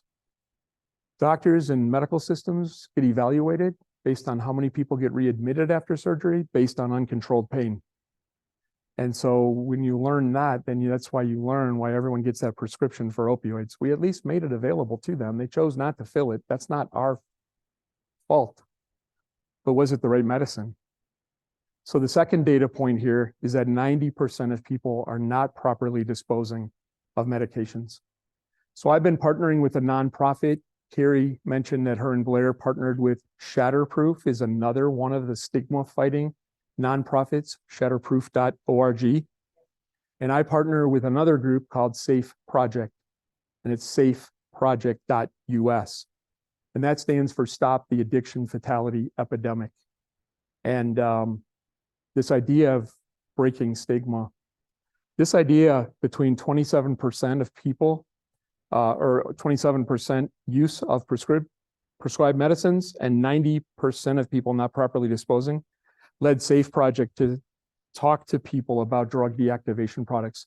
We needed to find a way that we could deactivate those existing products. So starting several years ago, I worked with Safe Project. They taught me about some of these products. There's a pouch company called Deterra. This drug company is RX Destroyer. There's another product that's more like a small little packet that you pour into water. They are chemical deactivators. And what's cool, this company today buys into this mission. I told them what we were doing. They sent these 50 samples. We wanted everyone who was here to make sure you had an opportunity. Please take it home or give it to someone who you know has had surgery or with prescriptions.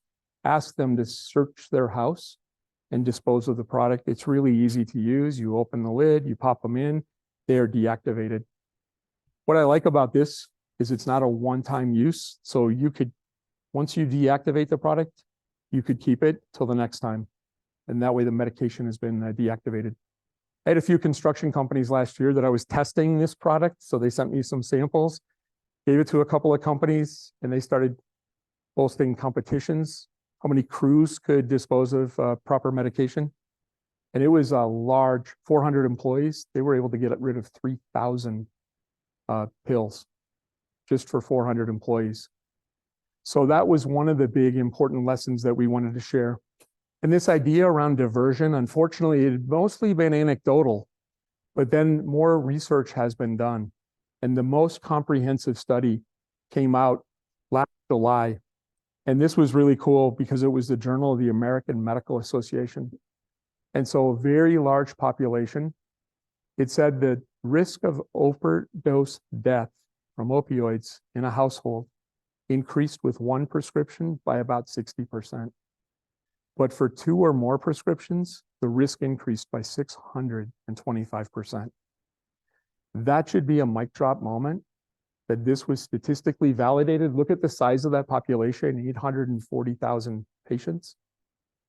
And so if this doesn't convince people that we need things like this, so what I'd asked those couple of contractors to do last year is do a toolbox talk about the risks of opioids, opioid safety at home, talk about alternatives to opioids. Here's questions that you can ask doctors, and then distribute a product like this. It gives the employees something practical that they can do. And when I heard 400 workers got rid of 3,300 pills, that made a big impact. So I also just wanted to let you know, we're not going to do this today, but it's available. You'll get a copy of the slide deck. It's going to be in a PDF. This is going to give you the history of the opioid crisis, a graphic display. You'll see that there have been 3 distinct waves. starting in the late 90s. That was the OxyContin, that was the Purdue Pharmaceuticals, that was the dope sick and the painkiller story. When the system clamped down, recognizing, yikes, this is addictive, and we need to put some controls, things like prescription drug monitoring program, shut down the pill mills. It forced pharmacies at prescribing histories. People weren't able to do doctor shopping. It only decreased the number of prescriptions by about 6%, but it increased the use of heroin and heroin overdoses by 50%. So we squeezed the balloon to say Oxy can't be this freely prescribed. And that led people who didn't get properly weaned off opioids, who were going through withdrawal, who needed to replace the dopamine that they now were missing. And heroin was the drug that was available. It was the cheaper option then. Then the war on drugs clamped down on all the heroin, and the dealers got smarter and the cartels. We need something stronger that's going to be smaller so we can smuggle this in easier than bringing big bricks of heroin. And so every time we fight and squeeze the balloon, it bulges out somewhere else. And so that third wave was synthetic, and that is the steep line of fentanyl. Because it is so addictive, because such a dopamine release is issued. I think you want to say something. Well, I was gonna just say the other piece is in like the fentanyl, the xylazine is now here in Virginia. If you don't know that, know that. It's being added to the fentanyl, and people are like, why? Well, it extends its length. So heroin was a better long-term high. Fentanyl is a greater high, but it drops faster. So the xylazine is part of making it last longer, but it literally causes your skin to rot. Eat your flesh. If you Google xylazine pictures and then don't do it where you've eaten. But we're seeing it in the jail. So we have to, like, our medical staff is having to become, you know, really proficient in wound care. And none of these people thought it would be them. You know, that's the thing. And I think, you know, we are not, I don't think, I work in a law enforcement space, and so I get all these briefings, I look at stuff. I don't think we're ever gonna stop it from coming in. You could build a wall to the freaking moon. So it'll just pop, it's like whack-a-mole. We stop it, comes back up. But what we can do is stop the demand for it by really changing how we deal with things in healthcare and how we manage pain. So that's not part of it. But then really addressing the mental health crisis we have in this country, because for a lot of people, that beer, that pot is a way to manage stress. Right?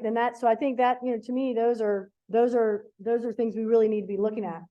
So if you have an employee that you think might be, you know, on drug, what would you do to help them find some help? What are the resources available? So in this, so there are a lot of resources in our country for that, but so your primary care, it depends on really what it is. But the hardest thing is getting people to admit that they have a problem, because they're already so ashamed that they have a problem. But most of the CSBs have resources. If you have private insurance, you can call your insurer and ask for options. There are a lot of inpatient and outpatient options for that. Is it a long road? Yeah. State and county health organizations, departments of health, community-based organizations, nonprofits. The traditional methods don't work. Well, less than 10% of people with substance use disorder get help, and mostly it's been self-selected. There's barriers. A lot of that is the shame and stigma. But there are strategies that you can use to get earlier intervention. You can hit people earlier. Kerri used that term, move it upstream. So doing things like recovery first aid training, work with your EAP, understand if they have resources available for this as well. Most people haven't pre-planned well with their employee assistance program. If your EAP cannot help you, talk to your broker. Might be time to find a new employee assistance program. One of the strategies that I've seen work really well, that company I mentioned, U-Turn Health, they do a program called Recovery First Aid. So the traditional model has been, we have the EAP here today. They're going to be in the HR wing. They're going to use Mary's office. If you need to talk to them about addiction, they're happy to talk with you. And no one goes and sees the person in Mary's office because you're going to be publicly showing I'm going there. But you could teach all employees about the risk and the human cost of substance misuse, substance use disorder. You could talk about that Hope Help recovery. That help is available. We have this in our health plan. We have this through our employee assistance program. Have these conversations with your children, with your family, with your spouse, your partner. And that model does work because it gives you the anonymity. You're sharing resources with everyone, and you're empowering people to say, I should examine my relationship with a substance, whether it's alcohol or something else. I see one question in the back as well.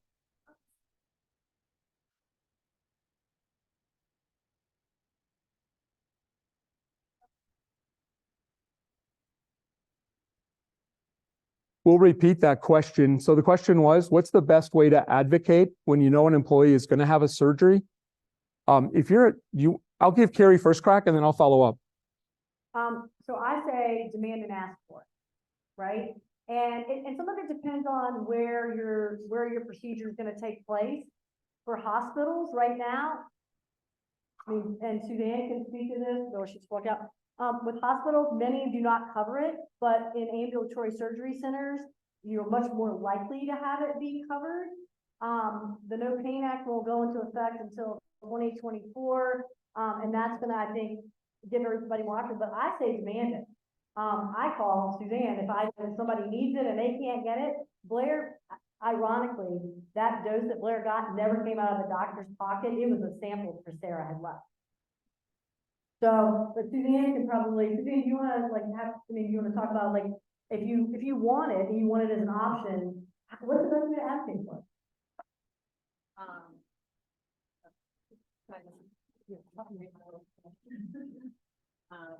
I'm so sorry. This will be picked up on the recording, so don't mind me. Okay. So I just want to thank you for inviting me here today, and Tori Terrell as well. I'm Suzanne Elms with Pacero Biosciences. We are all about creating awareness and non-opioid solutions to manage pain. Our company mission statement is to provide an opioid alternative to as many patients as possible, to really redefine the role of opioids as breakthrough only, for breakthrough pain only. Because currently it's not. It's really the standard of care, as Kerri was saying and Cal was saying, in our healthcare system. It's events like this that really create awareness. Our medical system is broken. We're not going to fix it anytime soon. But what we can do is educate ourselves as a consumer, as you as employers, giving your employees options to non-opioid alternatives. I love this Goldfinch Health, this surgery toolkit. One of the things it has in there is what to ask questions when you go in for surgery, to arm yourself when you go in to talk to the surgeons. And the CMO is Dr. Leyva. One of the things that he said, he's a general surgeon in Albuquerque, New Mexico. And one of the things he says is that there's one thing that makes him stand up straighter in his office than a complication in surgery. It's an informed patient who is making reasonable demands. So there's a QR code in there that you can scan and pull up a list of questions to ask, and things like, enhanced recovery, multimodal pain management protocols, what providers are providing that, and non-opioid alternatives like Exparel and some of the products that we have. So I'll just briefly touch on some of our portfolio of products. We have 3. We have an injectable called Zilretta. It's a long-acting corticosteroid for OA of the knee. So instead of lasting 1 to 2 months. Osteoarthritis. Sorry.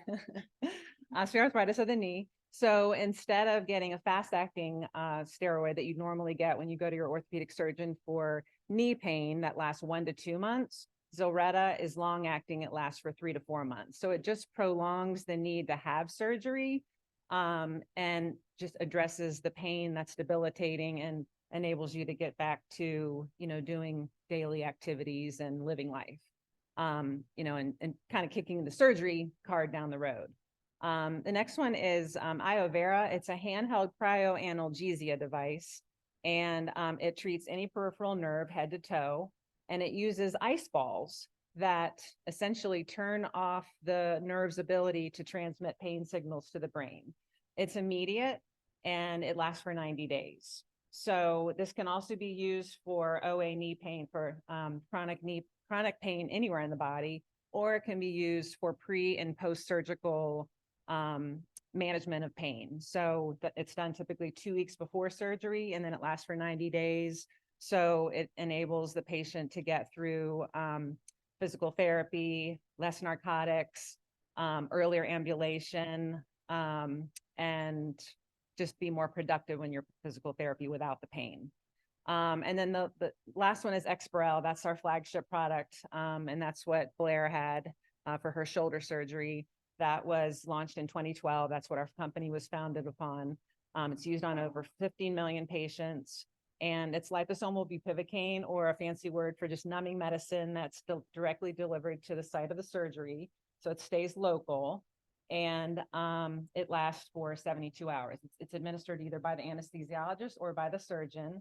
It can be used for any type of surgery, and it just gets the patient through that storm of pain, because the 2 to 3 days following the surgery is the most painful part of the surgical recovery.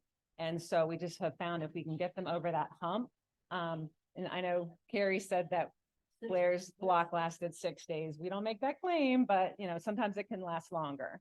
But a lot of times the pain can be managed with over-the-counter meds like acetaminophen and ibuprofen. Zilretta. And there should be information on everybody's table. I have my cards here as well. You can go to Pacira.com. And there's a patient portal as well as the physician portal.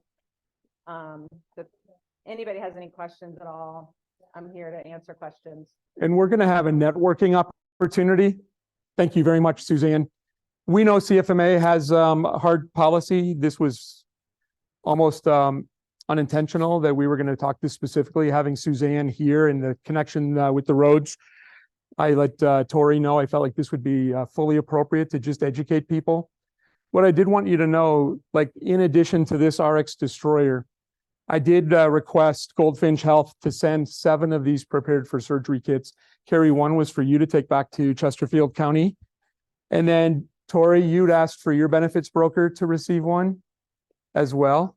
So wanted to make certain the people who were brokers had the best opportunity for influence. One thing that I'm learning a lot about is the $52 million plus $1 billion of opioid litigation settlement dollars.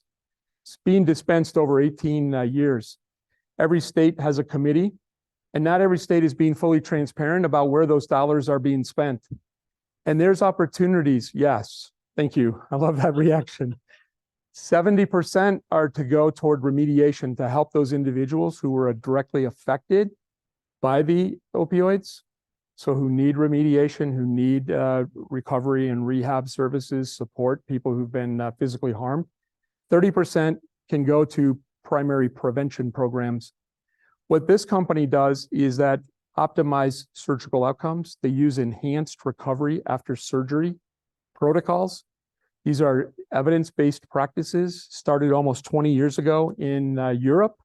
Only 5% adopted in the US, despite 6,000 medical journal articles. And medical change happens slowly. And so what this organization does is give you a surgical nurse navigator to educate the patient, the caregiver, and in many cases, the providers. And when your benefit broker works with you to help institute a protocol, it's worked really easily if you're a self-funded health plan. You can just adopt the protocols. You can adopt the surgical nurse navigator. If you're in a fully insured program, your broker will probably have to work with the carriers. There's a more challenging process. They're going to think that the system is taking care of it.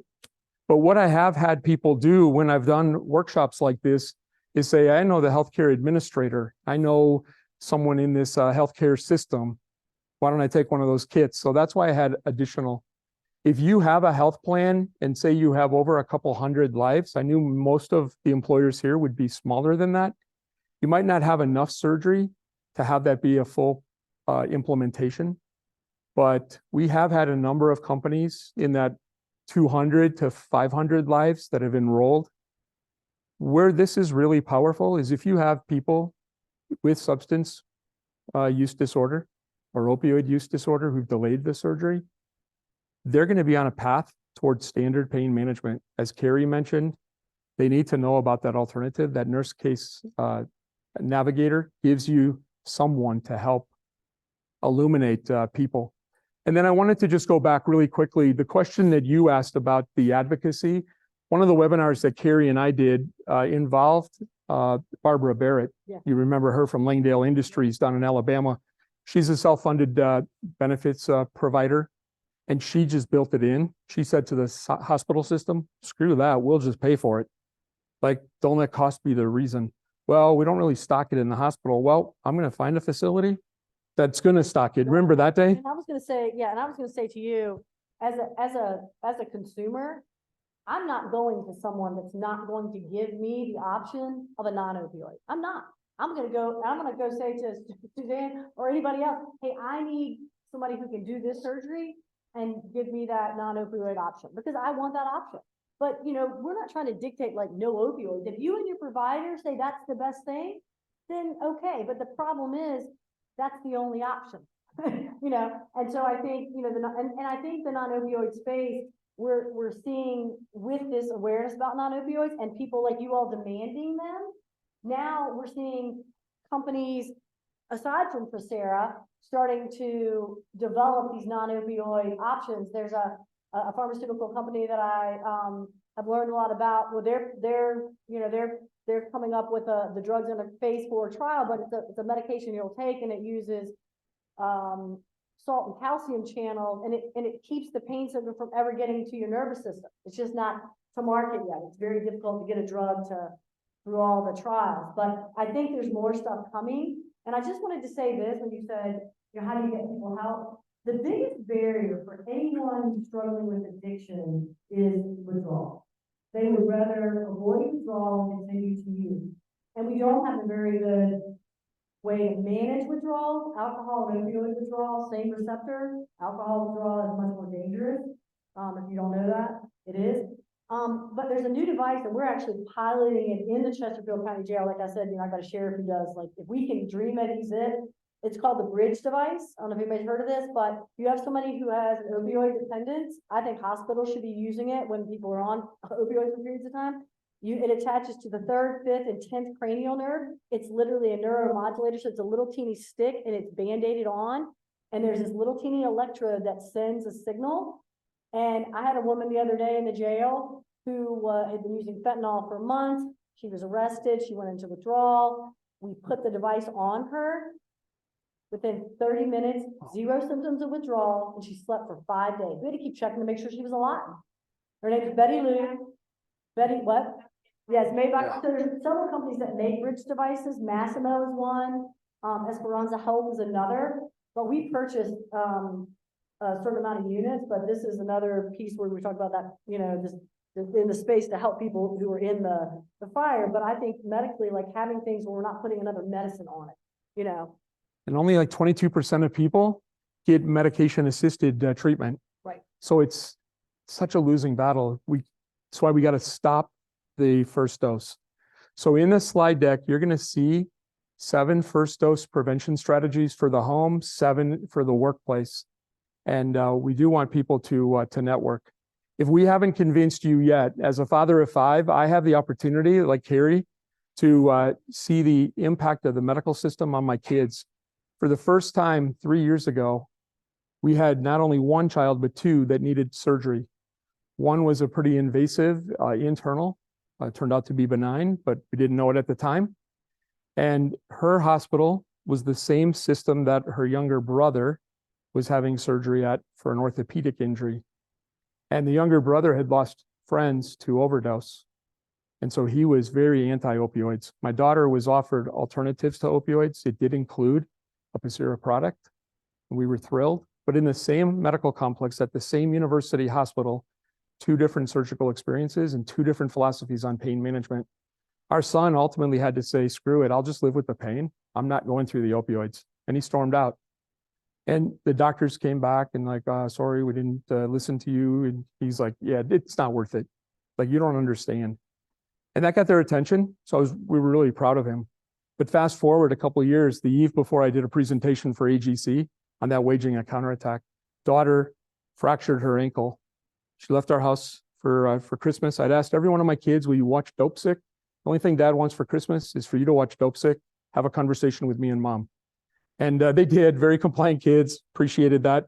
Daughter fractured her ankle. She goes to an urgent care, take the x-ray, confirmed it. 3 times she had to say, I'd like a non-opioid pain medication.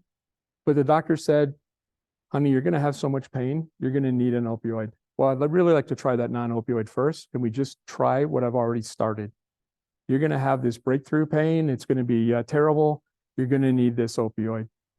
She's like, okay, but just write me for 2 or 3. I'm going to see a specialist tomorrow. It was written for 40. She says, now you need to call my dad. Is he a doctor? No, he's a risk manager and he knows more about this than you do. And I'm sure he was thinking at the time, it took me 6 months to go, oh, wow, he was thinking liability. He was thinking he's going to get sued by the risk manager. But I didn't make that connection. So if those things happen to my family, it can happen to any family. And that's why we all have to be vigilant. I loved what Kerri said at the beginning, what Tori said at the beginning. We can protect our families. We can protect our workforce.